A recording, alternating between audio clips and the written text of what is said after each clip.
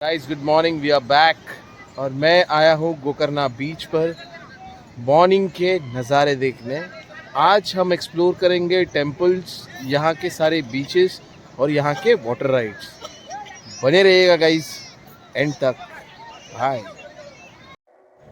सुबह के इस दृश्य ने हम लोगों का मन पूरी तरह से मोह लिया।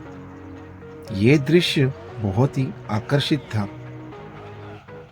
शांत वातावरण और इतने लोग, फिर भी शोर गुल नहीं था यहाँ पर।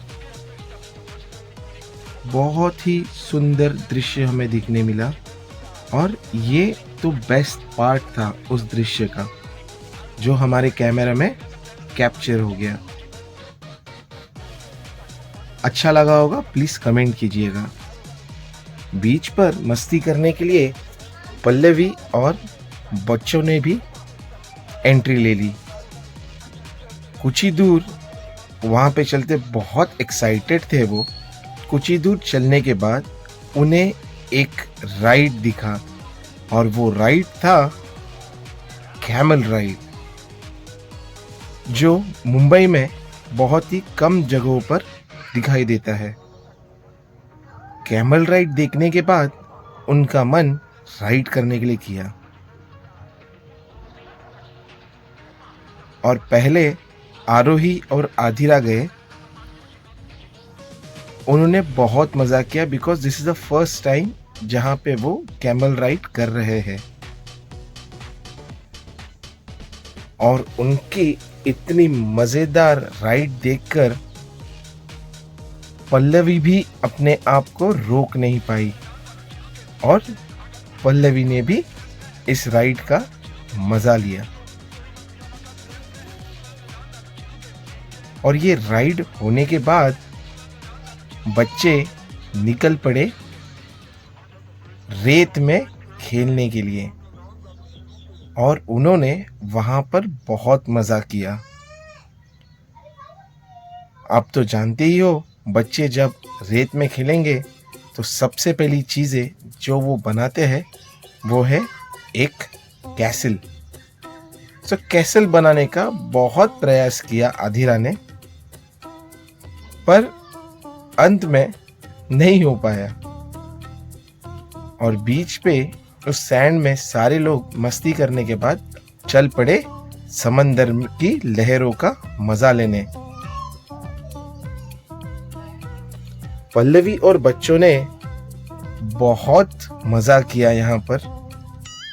हालांकि पानी के ज्यादा अंदर तक वो नहीं गए, वो उसी लहरों से वहीं पे बहुत मज़ा कर रहे थे और उसी के साथ यहाँ पे बहुत से लोग थे जो इस नज़ारे का और पानी के लहरों का लुत्फ़ उठा रहे थे।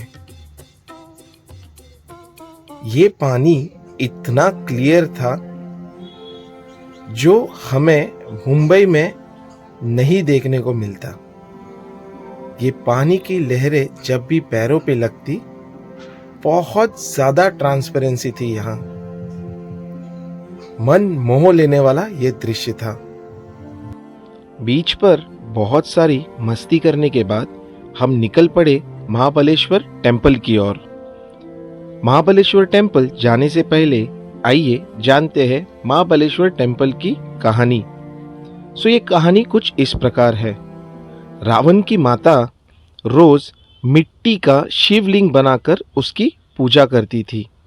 एक दिन रावण ने उसकी माता को उसकी इच्छा के बारे में पूछा। तब उसकी माता ने उसे बताया कि मुझे एक शिवलिंग चाहिए। तब रावण ने बताया कि मैं स्वयं शिव जी की तपस्या करके वहाँ जाकर आपके लिए शिवलिंग लेकर आऊँगा। माता को जो वचन दिया है उसे पूरा करने के लिए रावण निकल पड़ा तपस्या करने के लिए। रावण की तपस्या देख नारद जी बहुत चिंतित हुए और चले गए विष्णु जी के पास। तब विष्णु जी ने कहा, ये अनर्थ मैं होने नहीं दूंगा। रावण की घोर तपस्या के बाद फलस्वरूप वो जो शिवलिंग मांगने वाला है उसकी जगह पर मैं उससे कुछ और बुलवा दूंगा। रावण की घोर तपस्या करते हुए वहाँ पर उससे शंकर भगवान ने दर्शन नहीं दिए, इसीलिए वो बहुत ही क्रोधित होकर कैलाश पर्वत उन्होंने उठा लिया। कैलाश पर्वत उठाने के बाद भगवान शिव उन पे प्रसन्न हो जाते हैं और उसकी इच्छा पूछते हैं। तो तब वो बताता है, शिवलिंग की जगह पर पार्वती माँ का वो हाथ मांग लेता है। पर शंकर भगवान खुशी खुशी उनका हाथ तो दे देते हैं और ये कहते हैं, अगर आप कहीं पे भी उसे पलट के देखोगे तो वहीं पे वो मूर्ति बन जाएगी। इसीलिए नारद इस चीज़ का फ़ायदा उठाकर रावण जी को रास्ते पर मिल जाते हैं और उनको पूछते हैं कि आपके पीछे ये कौन है। जैसे ही रावण पीछे मुड़ के देखता है, वहाँ पे वो मूर्ति बन जाती है और नारद जी उन्हें ये कहते हैं, ये पार्वती माता नहीं है, पार्वती माता तो पाताल में है।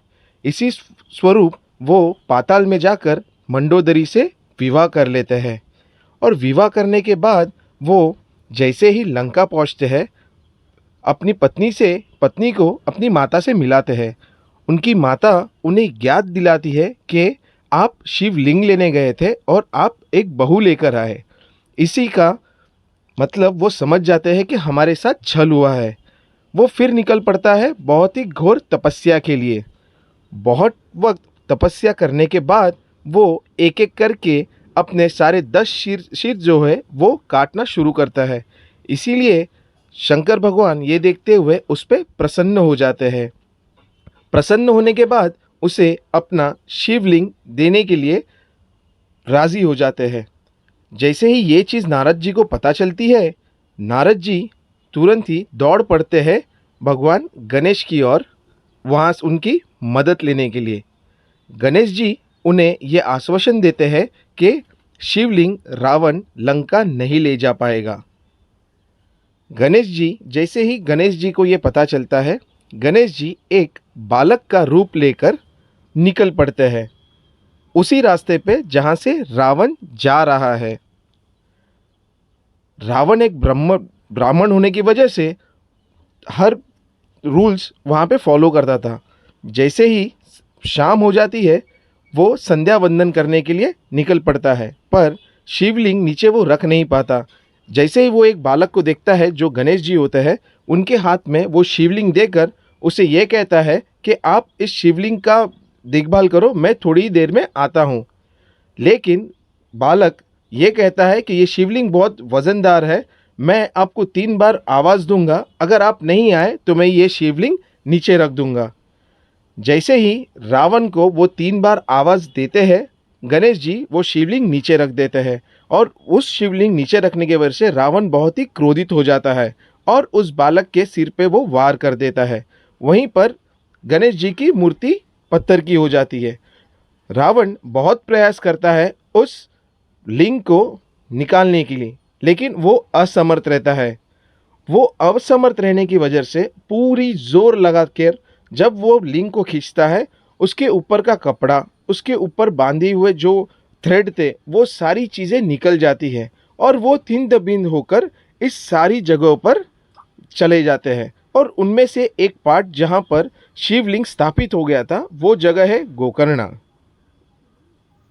अगर ये स्टोरी आपको पसंद आई हो, प्लीज़ कमेंट कीजिएगा।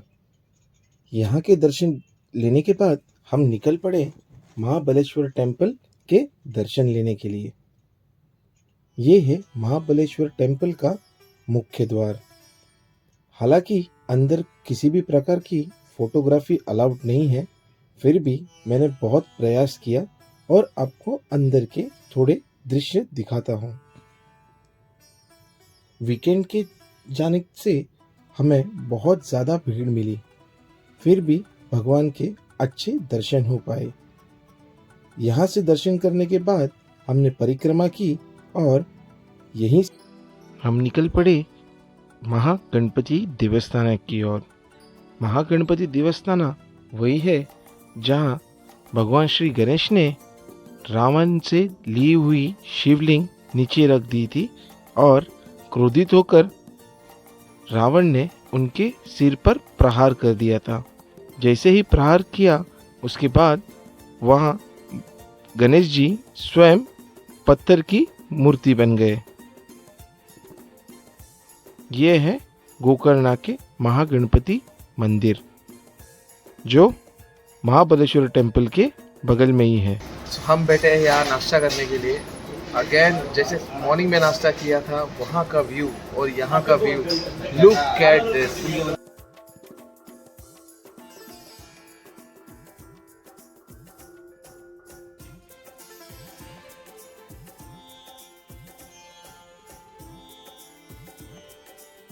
नाश्ता हो गया, अब हम जा रहे हैं राम तीर्थ की ओर और वैसे ही मैं आपको सारी चीज़ें बताता हूँ, बने रहिए मेरे साथ। राम तीर्थ की भी अपनी एक कहानी है। ये कहानी शुरू करने के पहले आपको ये जगह बताना चाहूँगा जहाँ साल के 12 महीने पहाड़ों से पानी आते रहता है और ये बहुत ही पवित्र पानी माना जाता है। आइए जानते हैं राम तीर्थ की कहानी। रावण एक ब्राह्मण था और राम जी ने उसका वध किया था। ब्राह्मण हत्या ये एक पाप होता है। उसी पाप का निवारण करने के लिए वे चले गए ऋषि अगस्त्य के पास। ऋषि अगस्त्य ने उन्हें कहा कि आपको गोकर्ण में राम तीर्थ स्थान पर आपको जाके भगवान शिव को प्रसन्न करके उनसे इस पाप का निवारण करवाना होगा। तब जाकर राम जी ने अपने भाई लक्ष्मण और अपनी पत्नी सीता जी के साथ यहाँ तपस्या करके इस ब्राह्मण हत्या से निवारण करवा लिया। यहाँ का दृश्य बहुत ही देखने लायक था।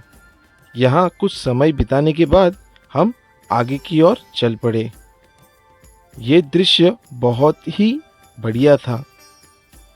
आइए आप भी इस दृश्य का लुत्फ उठाइए।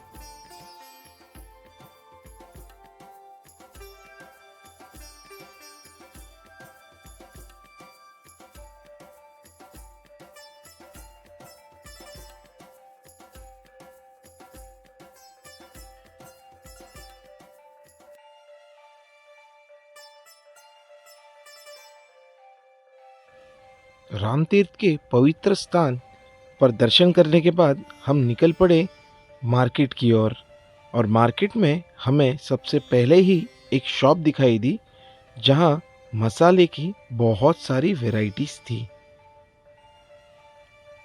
मुंबई के कंपैरिजन में यहाँ पे मसाले बहुत ही बढ़िया क्वालिटी के मिलते हैं और मसालों के साथ यहाँ पे और भी बहुत सारी चीज़ें जैसे लोबान भी मिलती है और बहुत प्रकार के ड्राई फ्रूट्स और बहुत सारे प्रकार के आपको चाय और कॉफ़ी भी मिलती है। इतनी प्रकार की चाय तो मैंने आज तक नहीं देखी जितने मैंने यहाँ देख ली। अगर आप गोकर्ण आते हो तो ये शॉप में ज़रूर विज़िट कीजिएगा क्योंकि यहाँ पे आपको ढेर सारी वैरायटीज़ मिल जाती है। ये गोकर्ण मंदिर के बिल्कुल राइट साइड में बहुत ही नज़दीक है और यही शॉप नहीं, आपको बहुत सारे शॉप्स मिल जाएंगे और ये बीच साइड में आपको बहुत सारे कपड़ों की शॉप्स मिल जाएगी। अगर आप ठीक तरह से बार्गेनिंग करोगे तो आपको सारे कपड़े बहुत ही सस्ते दामों में मिल जाएंगी। मार्केट बहुत ही बढ़िया जगह है। अगर आप एक्सप्लोर करते हो तो आपको बहुत सारी चीज़ें यहाँ पसंद आएगी और टैटू लवर के लिए भी ये जगह बहुत अच्छी है। और ये शॉप जो है ये है एग्जैक्टली महाबलेश्वर टेम्पल के सामने, जहाँ आपको सारी पूजा की सामग्री और जितने भी दियाज है, जितने भी हमें पूजा के लिए इस्तेमाल करते हैं, सारी चीज़ें आपको यहाँ मिल जाएगी रीज़नेबल रेट में। मैं किसी शॉप का प्रमोशन नहीं कर रहा, पर मैंने कुछ कुछ चीज़ों के दाम निकाले जो मुझे काफ़ी सस्ते लगे। मार्केट एक्सप्लोर करने के बाद हम आगे की ओर निकल पड़े और हमारा नेक्स्ट डेस्टिनेशन है तीर्थ कोटी। तीर्थ कोटी जाना जाता है हमारे हिंदू धर्म के बहुत सारे रिचुअल्स करने के लिए। ये वो जगह भी है जहाँ हमारे किसी के मृत्यु होने के बाद आप बचे हुए कार्य आप कर सकते हो, जो काफ़ी पवित्र माना जाता है। देखिए यहाँ के दृश्य। यहाँ पे दर्शन करने के बाद हम आगे की ओर निकल पड़े और इस जगह का नाम है मिर्जान फोर्ट। ये फोर्ट बहुत ही बड़ा है।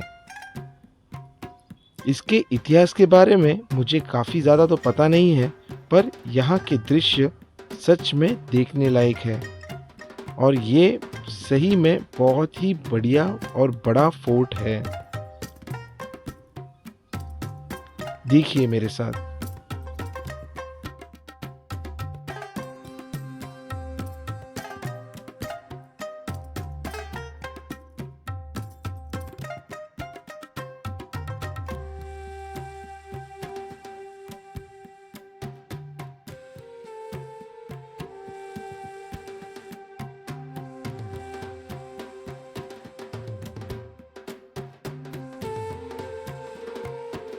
मिर्जान फोर्ट गोकर्ण के काफ़ी नज़दीक है और इसी के साथ और भी बहुत सारी टूरिस्ट प्लेसेस हैं जहाँ पे आप बोट राइड कर सकते हो।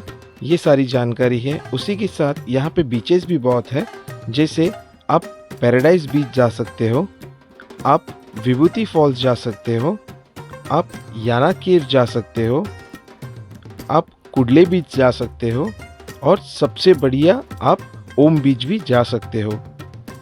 गाइस, अगर आपको ये वीडियो पसंद आई होगी तो प्लीज़ लाइक कीजिएगा, शेयर कीजिएगा और सब्सक्राइब कीजिएगा। बने रहिए मेरे साथ अगले वीडियो के लिए।